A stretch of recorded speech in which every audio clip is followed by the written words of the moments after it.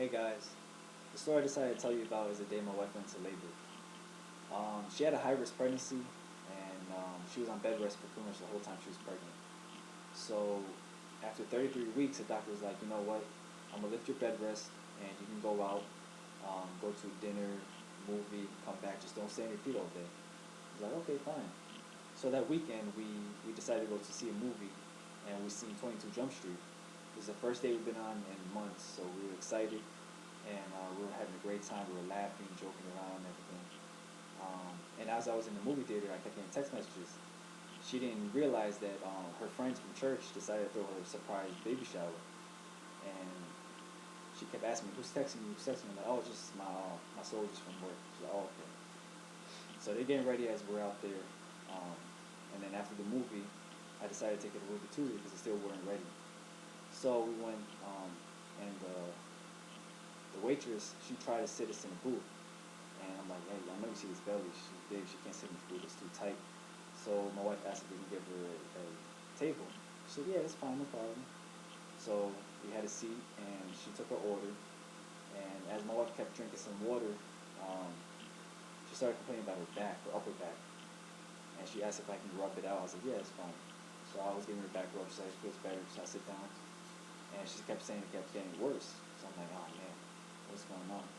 And the elderly couple next to us like, I think she's going to labor. I was like, no, she's not going to labor. No way. She's on 33 weeks. And it kept getting worse and worse. I'm like, you know what? No, let's go. We're going to the hospital.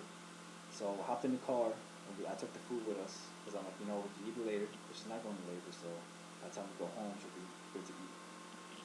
So driving to the hospital, and she started getting worse, and she started screaming. So I'm like, oh man, what is going on?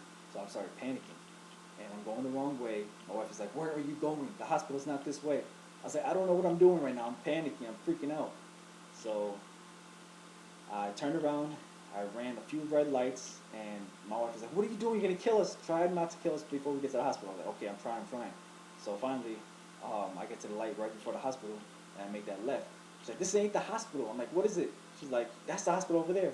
I was like, "Okay, okay." So I finally made it to the ER, and I parked the car there in front of the doors, and I just took her inside and put her in a wheelchair, and they took her back immediately. I went with them. I totally forgot the car was out there and everything.